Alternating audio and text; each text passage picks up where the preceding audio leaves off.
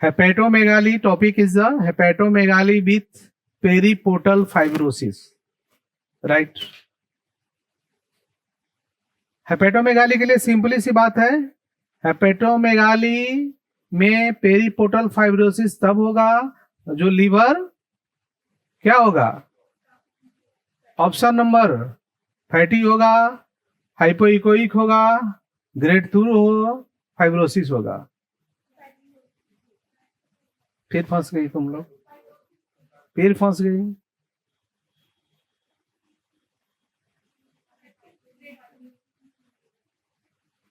Fatty होगा तो portal when नजरे नहीं आएगा,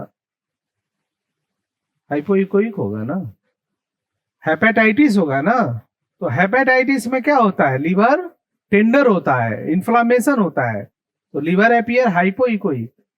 क्या लिखेंगे, liver appear enlarge and hypoechoic. Mind concentrate करो, इधर उधर के बातें छोड़ो, बहुत हो गया मौज मस्ती।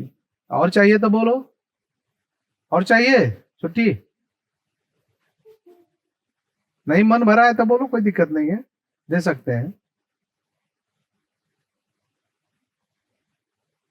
डिफरेंशिएशन लगातार चलता है, तुम लोग सुपरफिशियल जा रहे हो, डीप वाला नहीं जा रहे हो। डीप वाला नहीं जाओगे तब नहीं होगा differentiation. Liver appear enlarge with या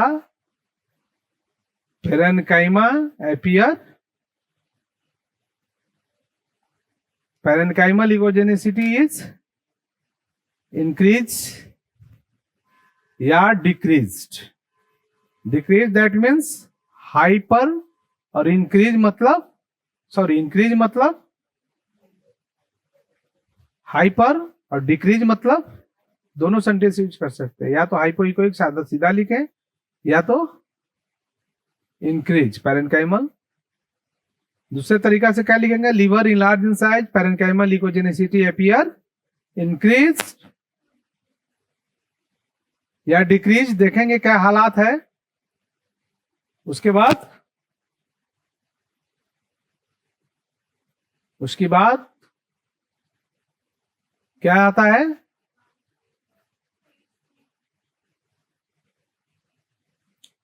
IHBR डायलेटेड और नॉट डायलेटेड, डायलेटेड भी हो सकता है, नहीं भी डायलेटेड हो सकता है। डायलेटेड होगा तब जब ऑब्स्ट्रक्टिव जॉन्डिस का केस होगा। ऑब्स्ट्रक्टिव जॉन्डिस मतलब, ऑब्स्ट्रक्टिव जॉन्डिस मतलब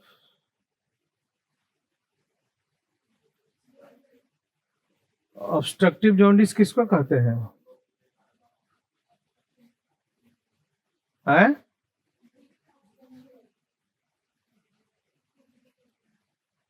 ऑब्स्ट्रक्टिव जॉन्डिस, या इसको हेपेटाइटिस, या इसको क्या बोलेंगे, इन्फ्लामेशन। इन्फ्लामेशन वर्ड थोड़ा चीप लगता है, नहीं सही नहीं लगता है, बेटर है इकोजेनेसिटी इंक्रीज्ड, इकोजेनेसिटी डिक्रीज्ड, या सेकेंड ऑब्स्ट्रक्टिव जॉन्डिस का मतलब जो है ये समझना होगा। ऑब्स्ट्रक्टिव जॉन्डिस होगा तो यहां डायलेटेड IHBR रहेगा। द कंडीशंस हमेशा जॉन्डिस का दो होता है, जॉन्डिस ऑब्स्ट्रक्टिव भी होता है और नॉन ऑब्स्ट्रक्टिव भी होता है। ऑब्स्ट्रक्टिव, ऑब्स्ट्रक्टिव में क्या होगा, ऑब्स्ट्रक्टिव में क्या होगा,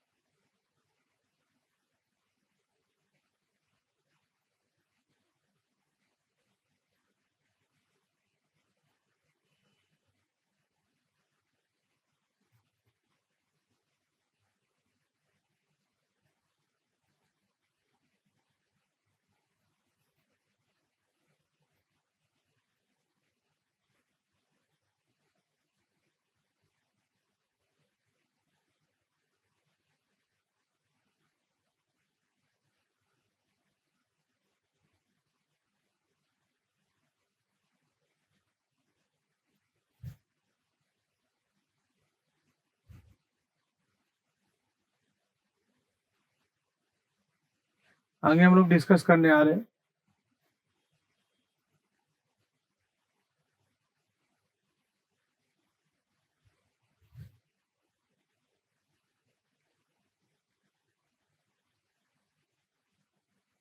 जो वर्ड आ रहा है ऑब्स्ट्रक्टिव जॉन्डिस, उसमें क्या होगा, दो कंडीशन से राइज करेगा।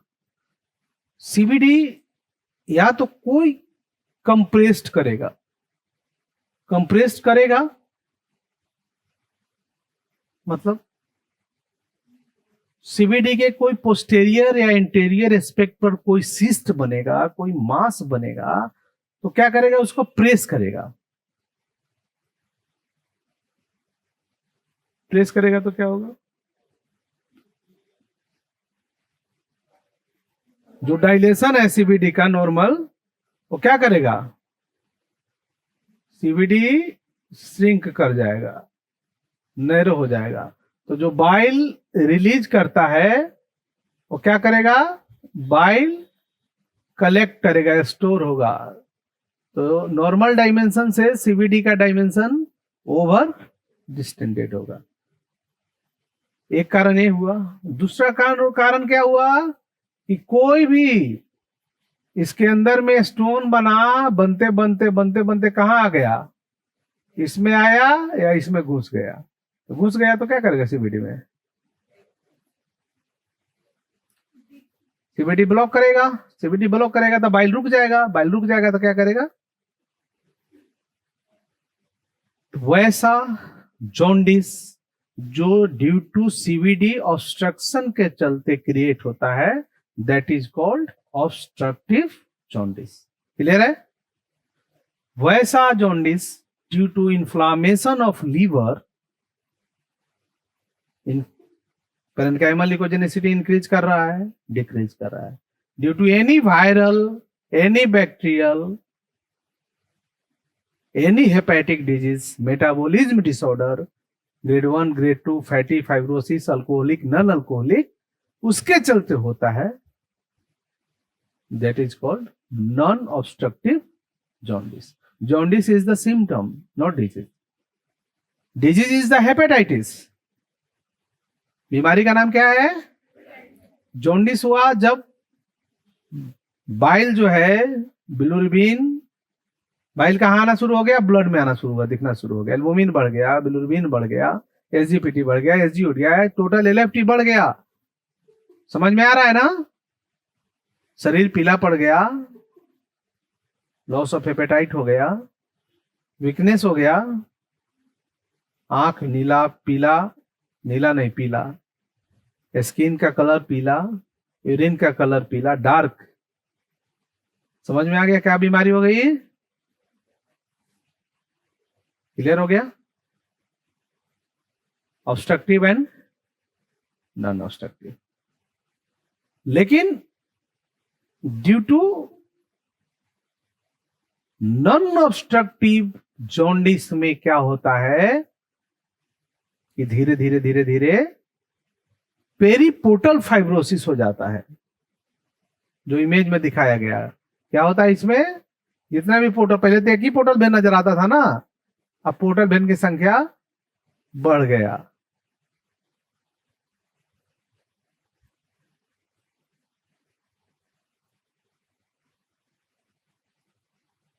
पेरीपोर्टल फाइब्रोसिस।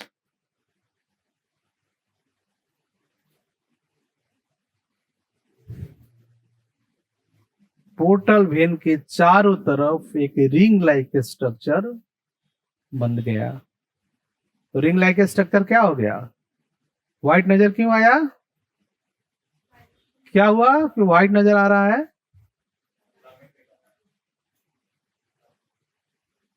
नहीं, और आगे बढ़ो। फाइब्रस टिश्यू डेवलप किया। वेन क्या होता है, सॉफ्ट टिश्यू नहीं होता है। वेन आर्टरीज किससे बना होता है, वेन आर्टरीज किससे बना होता है भाई, वेन और आर्टरीज फाइब्रस टिश्यू से, हाईली फाइब्रस टिश्यू से बना होता है ना, व्हाइट रहता है, देखा है। मटन चिकन नहीं खाया तुम लोग, देखा है, उसका कलर ही डिफरेंस होता है, व्हाइट होता है। थोड़ा हार्ड होता है, जितने भी वेन्स है, तो उसका अपीयरेंस अलग होता है। ठीक है, क्या लिखा तुमने, फिर से पढ़ो।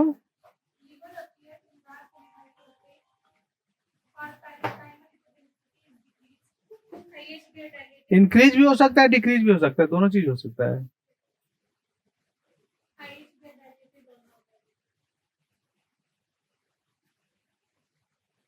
And and finally multiple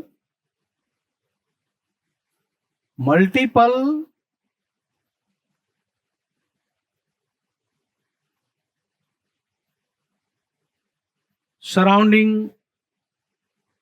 ring like a structure seen in both lobe of liver likely to be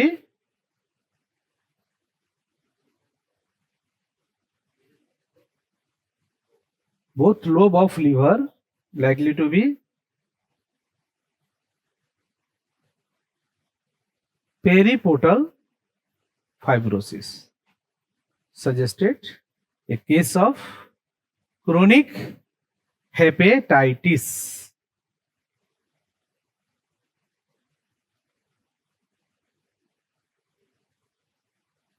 Advise further work of fibroscan, LFT, oblique other investigations. That is the complete explanation of periportal fibrosis. The topic is hepatomegaly with the periportal fibrosis.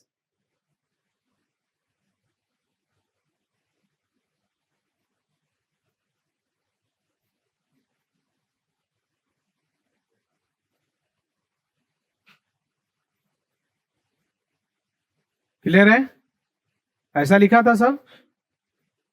Differentiation समझ में आया, समझ में आया। हमारा explanation according to appearance, either primary stage, middle stage या last stage, इस पर फोकस करना है। ठीक है, मतलब तुम ये नहीं कह सकता है कि that is the case of periportal fibrosis या that is the case of hepatitis B C D. तुम ये कह सकता है कि अभी जो अपीयरेंस है वो लीवर बढ़ा हुआ है, multiple fibrotic changing rings like structure नजर आ रहा है, वो किससे मैच कर रहा है, पोटा हेपेटाइटिस से। This is the also called the पोटा हेपेटाइटिस।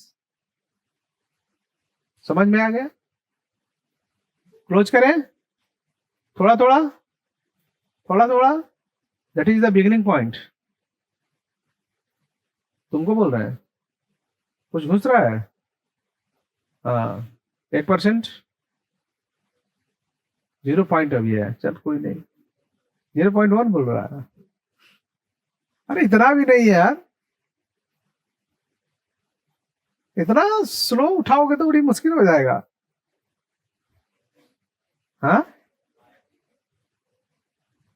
तुमको जी दूसरा क्लास, हाँ 0.1, चलो नेक्स्ट आगे बढ़े। क्लियर हो गया ना,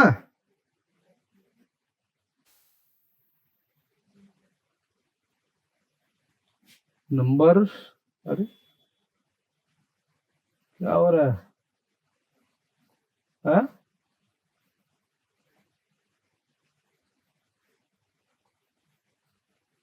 एक नंबर क्या है, ये डिफरेंस क्या लग रहा है क्या, एक्चुअली में है क्या?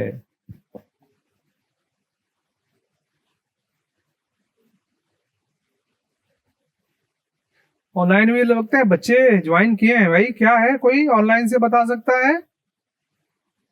पहला क्या है, फिगर है क्या चीज का, कैसा लीवर,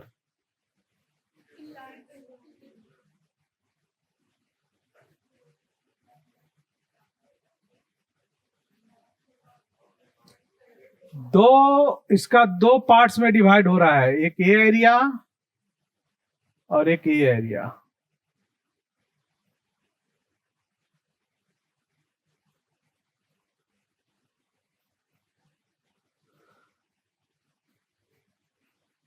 सरफेस का जो टेक्सचर है वो दो भाग में डिवाइड है।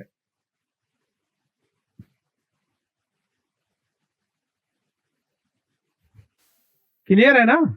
स्प्लीन नहीं ना है, किडनी नहीं ना है, गोल ब्लाडर नहीं ना है, और कोई ऑर्गन बोल दो, अभी टाइम है। पक्का लिवर लॉक कर दें? हाँ स्वाति, लिवर ही है ना? किसका लिवर है? तुम्हारा लिवर है। मैं तो क्वेश्चन बोले, भगवान न करे ऐसा लिवर किसी का हो, है ना।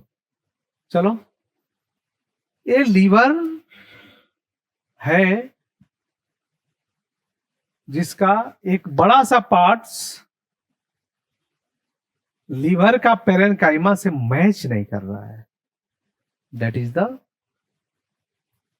एक अलग ही अपीयरेंस है, और जो मैच कर रहा है वो ए पार्ट्स मैच कर रहा है।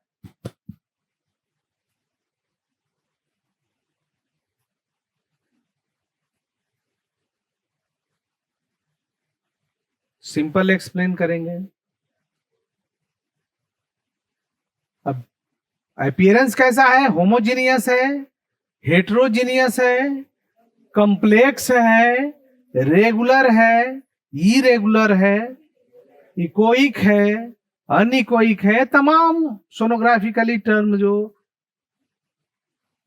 साइज शेप टेक्सचर के रूप में यूज करते हैं उस पर डिफ्रेंशिएट करना है। तो टॉपिक इज द, नाम क्या रखें इसका? नाम तो बता दे।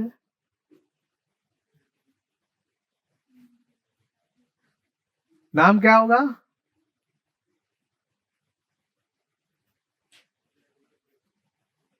हेपेटोमेगाली होगा। लिखो normal large hepatic mass with heterogeneous appearance.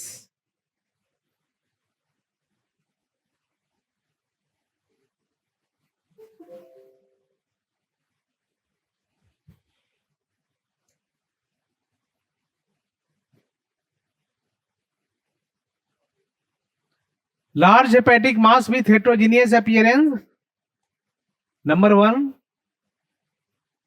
Number two,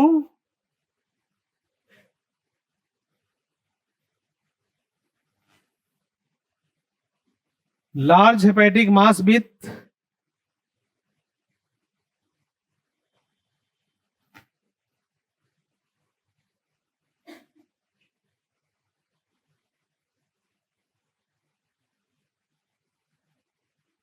complex, large hepatic mass with complex echogenicity and, या ऐसा नहीं, large hepatic mass with multiple calcific deposit,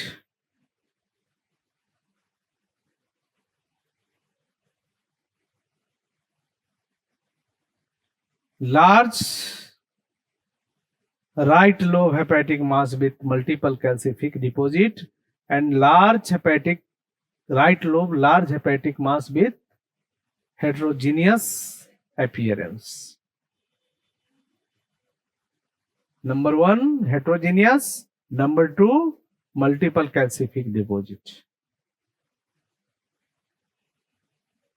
क्या करेंगे इसमें? Liver appear enlarged or not appear enlarged, बड़ा भी हो सकता है, नॉर्मल भी हो सकता है, कोई मतलब नहीं है ना।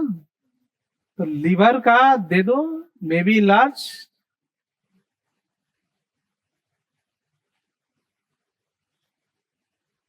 liver appears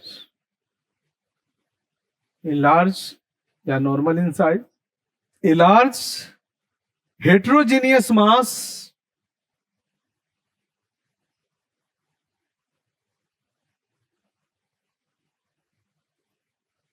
measuring 9.5 into 8.2 centimeter.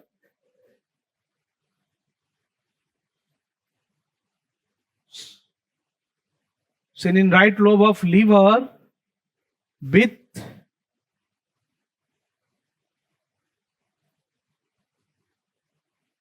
internal a small multiple cystic appearance, likely to be necrosis.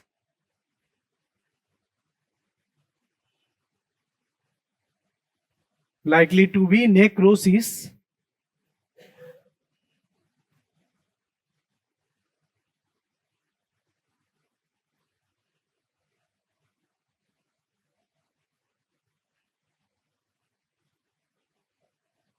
Suggested large hepatic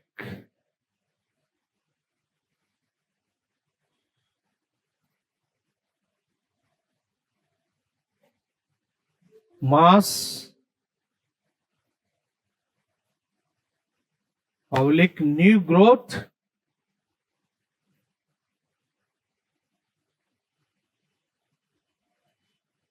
with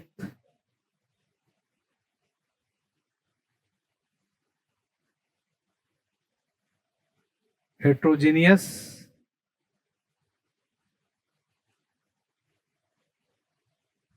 appearance and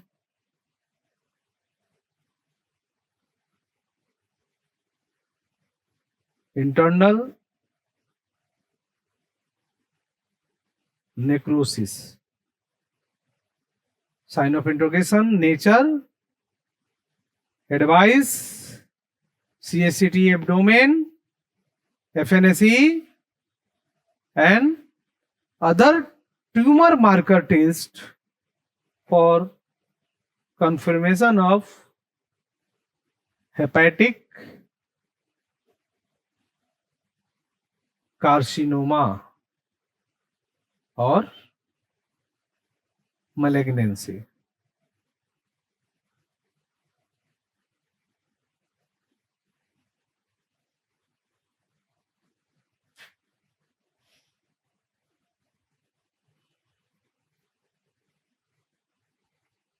book में इसी चीज को मैं इतना एक्सप्लेन नहीं किया हूं जितना तुम लोग को मैं समझा रहा हूं. क्यों? क्यों? वाई?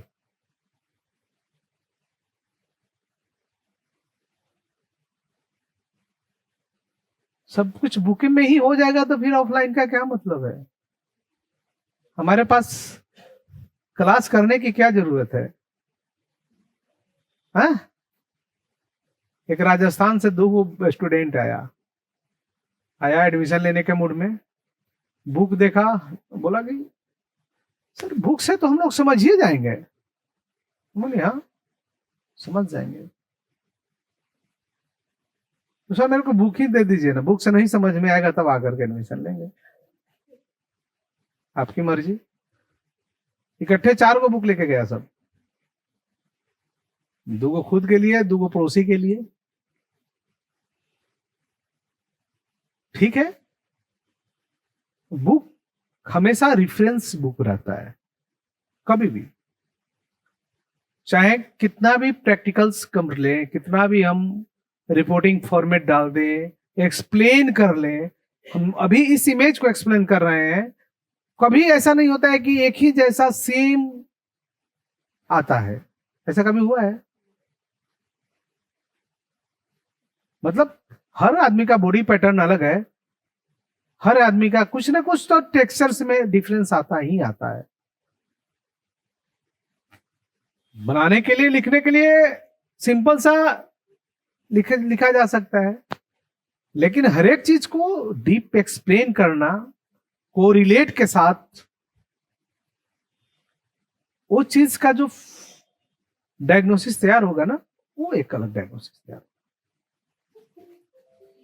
हमेशा कोशिश यही करना है, डीप एक्सप्लेनेशन. क्यों बोले? अब यहां से देखो, बढ़िया से देखो, एक ए एरिया जैसे लग रहा है कि यहाँ न्यू ग्रोथ हो रहा है, यहां से अंदर से ये फाइब्रोटिक मास निकलते आ रहा है, लग रहा है ये सब क्या है, फूल गोभी जैसा अंदर से आ रहा है, लग रहा है ना। ये यहां मतलब ये appearance that is the heterogeneous appearance, not homogeneous, एक जैसा नहीं है, राइट, क्लियर है। ए जो एरिया है, एक ए एरिया अलग एरिया हो गया, ए एरिया एक अलग होगा, ए एरिया एक अलग हो गया, क्या मिल रहा है, तीन एरिया, एक जो हाइपोइकोइक होमोजीनियस हेट्रोजीनियस अपीयरेंस आ रहा है उसमें एक तीन एरिया आ रहा है, एक ए एरिया आ रहा है, एक ए एरिया आ रहा है, एक ए एरिया आ रहा है, तीनों को एक इमेज के अंदर एक्सप्लेन करना है, समझ में आ रहा है, समझ में आ रहा है, क्लियर है। मतलब ये जो ग्रोथ है कहीं से ऐसा नहीं है होमोजीनियस है कोई, तो डिफ्रेंशिएट कैसे करोगे, lipoma, haemangioma, blastoma, carcinoma, metastasis, ये सब स्टेजेस है, उसमें कुछ बिनांस है, कुछ मैलिग्नेंसी है। लिवर का सिर्फ शेप साइज देखने से हमेशा ऐसा कैसे हो सकता है कि एक ही जैसा केस मिलेगा नॉर्मल, या कहीं का रिपोर्ट आता था वो ये लिख दिया था, उसको बताया था किसी ने कि नीचे का पेन होगा, व्हाइट डिस्चार्ज होगा, तो जब हमेशा आएगा तो बल्कि यूट्रस लिख देना।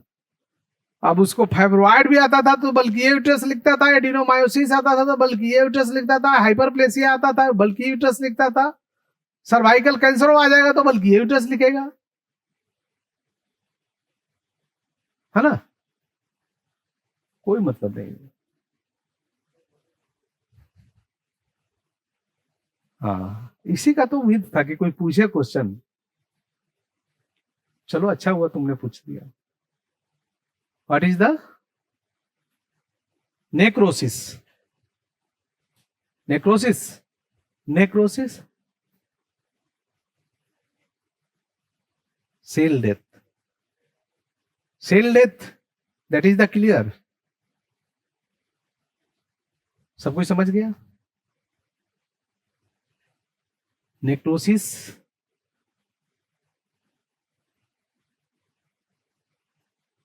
पार्टिकुलर सेल क्या होता है, डैमेज हो जाता है, कैसे, कहीं इंफ्लामेटरी आता है, पस बनता है, वहां का पार्टिकुलर कैविटी बन जाता है, समझ में आया।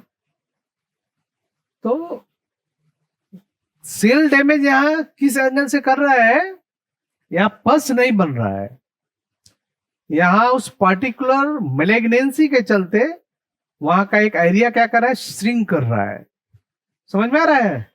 अब ये ग्रोथ आ रहा है तो कोई इस पार्टिकुलर रीजन में क्या कर रहा है, कहीं ग्रोथ आ रहा है, न्यू ग्रोथ बन जा रहा है, कहीं का एरिया ज्यादा डेप्थ की ओर चला जा रहा है, कहीं का एरिया श्रिंक कर जा रहा है, डैमेज हो जाना।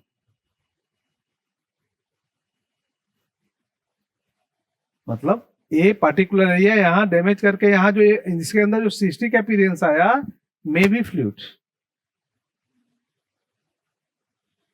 वहां सेल नहीं है, वहां सॉलिड होना क्या चाहिए था, सॉफ्ट टिश्यू होना चाहिए था, मिल क्या रहा है, back and space, liquefy space, क्या हुआ यहाँ का सेल, या तो डैमेज किया या तो श्रिंक किया, उसके जगह पर क्या किया, फ्री फ्लूइड आ गया। जनरली क्या होता है, प्रेगनेंसी में फ्री फ्लूइड आ जाता है, साइटिस आ जाता है, फ्यूजन आता है, पेरिकार्डियल आ जाता है, यही होता है ना जी, लास्ट में कंजेस्टिव फेल्यूर के चलते पेशेंट खत्म हो जाता है।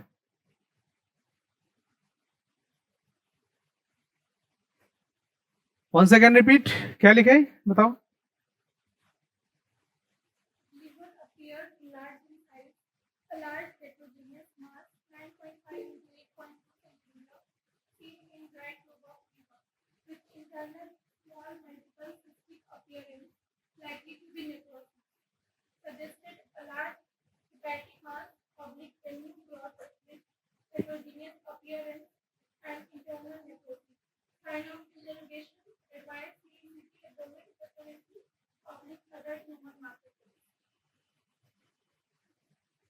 क्लियर है? इससे वेस्ट और हो सकता है, लेकिन एक एन एवरेज हमने एक क्लियर बता दिया कि ये नॉर्मल वाला ग्रोथ नहीं है। ये ग्रोथ कैसा है? कैसा है? May be cancerous, may be cancerous. Again second, क्या हो रहा है इसको? यहां भी एक डेंस एरिया है, यहां मार्जिन क्लियर नहीं है। सबसे बड़ी चीज क्या है? मार्जिन क्लियर नहीं है। मार्जिन क्लियर है? क्या है?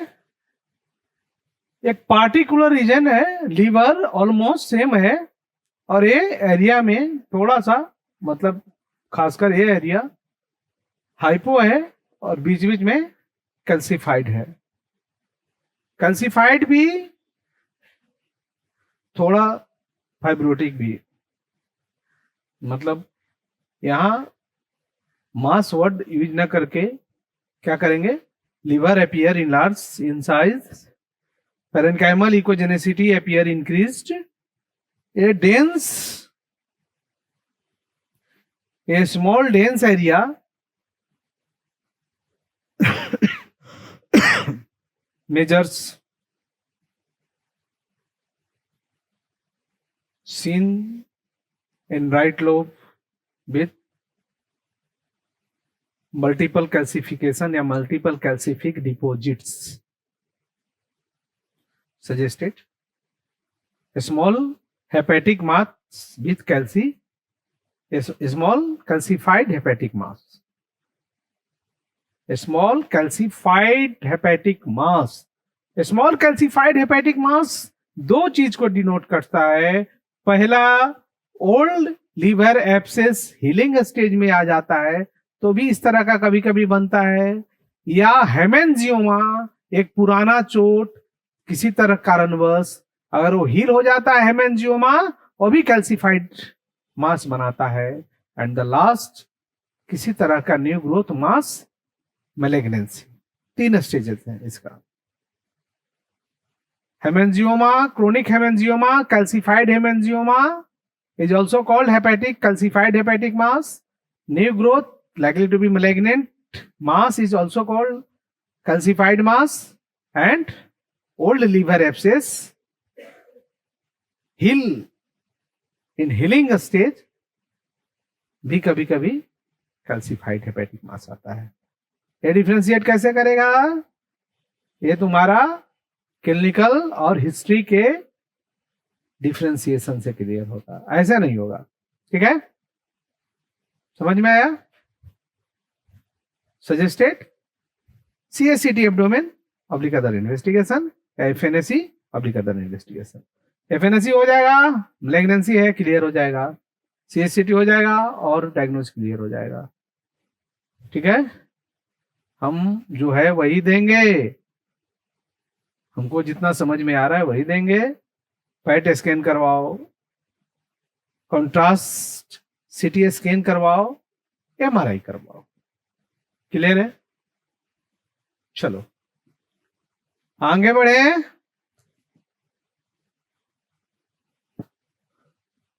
कहा गया जी, कहा गया?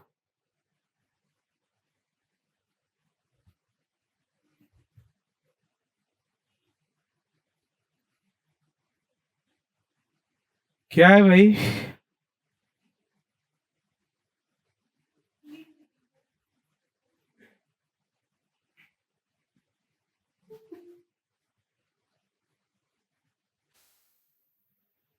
हाँ?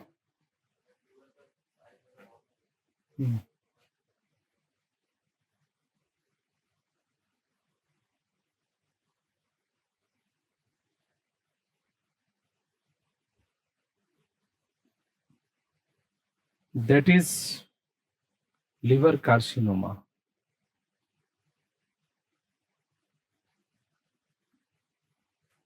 Complete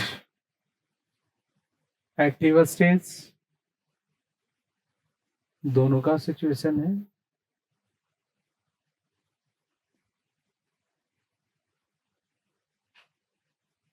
हार्डनेस, हाँ, complexity likely to be liver abscess.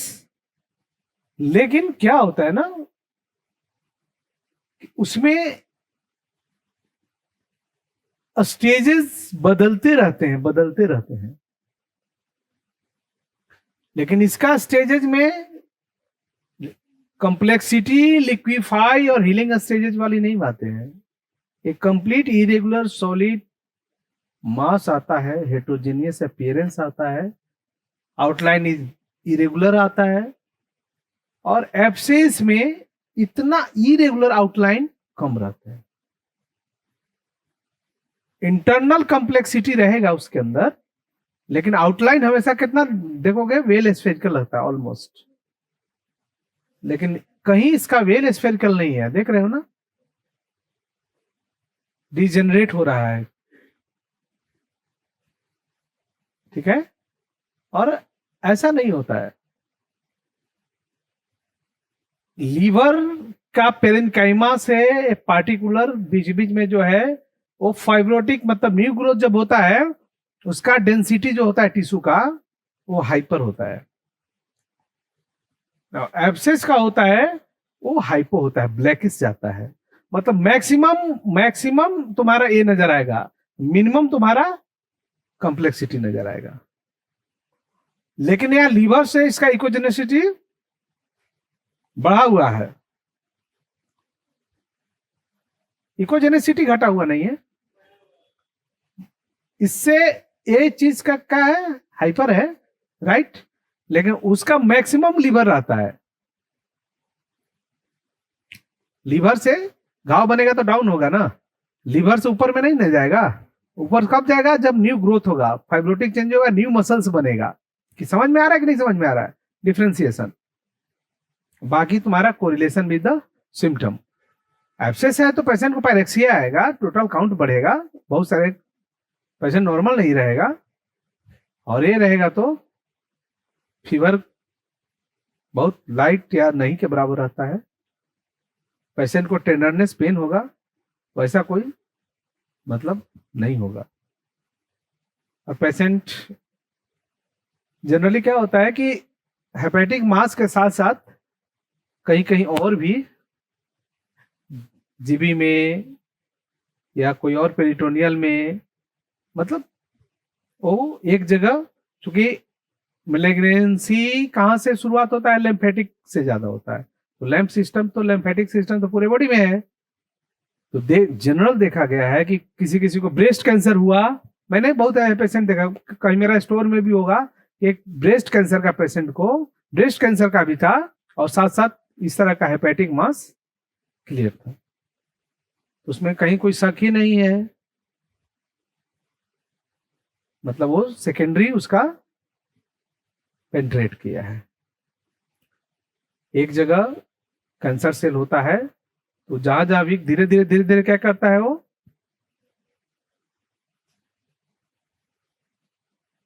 सारे बॉडी में फैल जाता है ना। अपीयरेंस सेम है, यहां भी सेम दिखेंगे जैसा वो किया है। ठीक है, यहां आउटलाइन भी इरेगुलर रहेगा, सेम है, उसको लिख लो तुम लोग। इसका भी थोड़ा कम है लेकिन ऑलमोस्ट सेम है।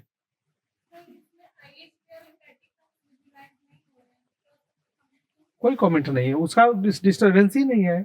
पोर्टल वेन तो नॉर्मल ही है, पोर्टल वेन तो नॉर्मल आई है, आईएच वेयर कहाँ डिस्टर्ब हो रहा है, सब तो ठीक ही है।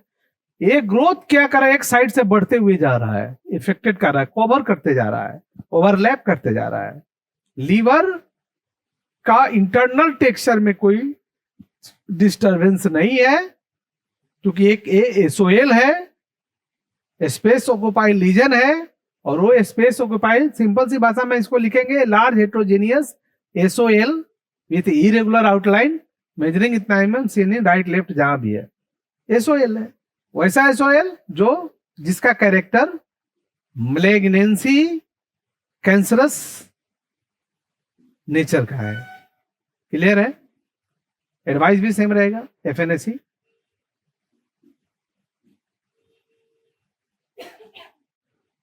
क्लियर है। अभी जितने भी फाइंडिंग्स पर हम लोग डिस्कस कर रहे हैं वो सारे नॉर्मल हैं, मिलने वाला नहीं है, ये सारा मिलने वाला नहीं है। Superficial explanation, deep explanation, differentiate समझ में आ रहा है ना? जो डिफ्रेंशिएशन है उसको समझो। चलो इसको खत्म करो तुम लोग। क्या है? Portal vein thrombosis. क्या करेंगे? Why portal vein thrombosis? कैसे हो जाता है portal vein thrombosis? Simple, portal vein throm cause of portal vein thrombosis.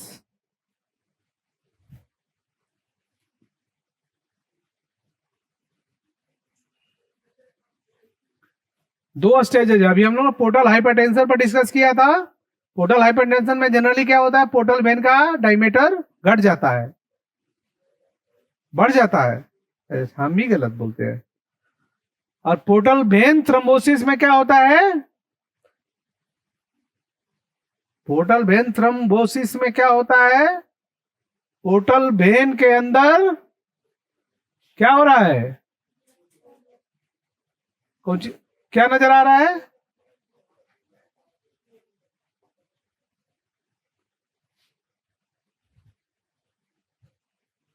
क्या नजर आ रहा है?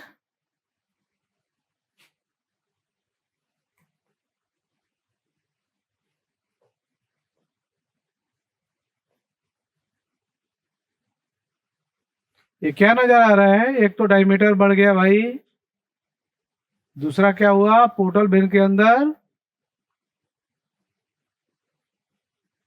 क्या आ जा रहा है? इकोजेनिक, इकोजेनिक कंटेंट आ रहा है, इकोजेनिक एरिया आ रहा है, इकोजेनिक लीजन आ रहा है, that is called thrombosis. Thrombosis मतलब क्या होता है? थक्का जम जाना। तो पोर्टल वेन है, तो वेन के अंदर क्या होता है? तो क्या होगा? ब्लड का क्लॉटिंग होगा। ब्लड का क्लॉटिंग कब होता है? या तो आफ्टर इंजरी होता है, या ब्लड में टाइप ऑफ लिपिड की मात्रा ज्यादा हो जाने से ब्लॉकेज आता है। क्लियर है? तो पेशेंट कहीं ना कहीं कोई और बीमारी से सफर करेगा तो पोर्टल वेन थ्रोम्बोसिस होगा। तो पोर्टल वेन थ्रोम्बोसिस का सिंपल है, डायमेंशन है, पोर्टल वेन के अंदर तुम्हारा इको जाएगा, that is called portal vein thrombosis. Cause है लिवर सिरोसिस में, काउज है हार्ट फेलुअर में, काउज है हाइपरलिपिडीमिया में।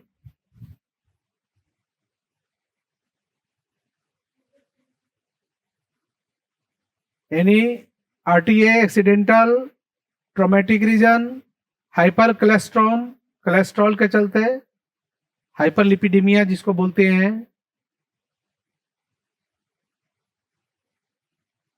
Chronic liver disease, chronic heart disease, ये सब सारी चीजें हैं। तो पोर्टल वेन का थ्रोम्बोसिस और पोर्टल वेन का डायमीटर दोनों गड़बड़ चीजें हैं। अगर आता है तो इसको अच्छे से देखना होगा।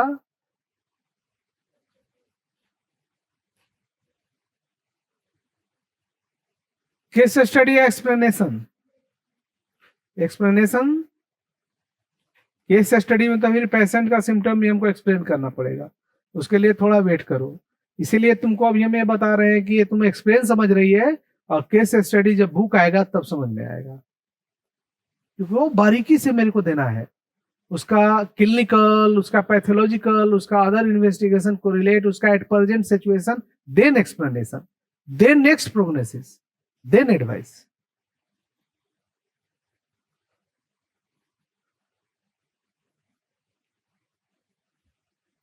पोर्टल वेन, पोर्टल हाइपरटेंशन में कैसे एक्सप्लेन करते हैं हम लोग? कैसे एक्सप्लेन करेंगे? डायमीटर है, पोर्टल वेन का डायमीटर बढ़ा हुआ है, और इकोजेनिक कंटेंट या lesion seen in portal vein lumen likely to be thrombosis, दूसरा चीज तो हो ही नहीं सकता है, स्कोरिस तो उसमें जाएगा नहीं। Suggested portal hypertension with portal vein thrombosis, portal hypertension with portal vein thrombosis. Advice क्या करना है इसके अंदर, सिटी एनजीओ करके देखेंगे, सिटी एनजीओ कॉन्ट्रास्ट डाल करके, ऐसे तो पता चलेगा नहीं। इन्वेस्टिगेशन में क्या है, एंजियोग्राफी, तो हार्ट का होता है कोरोनरी एंजियोग्राफी, पोर्टल के लिए पोर्टल एंजियोग्राफी होगा, ईआरसीपी एमआरसीपी होगा, आइदर कॉन्ट्रास्ट मीडिया डाल करके इसको चेक करेंगे। सिटी, आजकल सिटी एंजियोग्राफी भी इंपॉर्टेंट हो गया, सिटी एंजियोग्राफी में सारा चीज पता चल जाता है। एडवांस इन्वेस्टिगेशन क्या है, सिटी एंजियोग्राफी।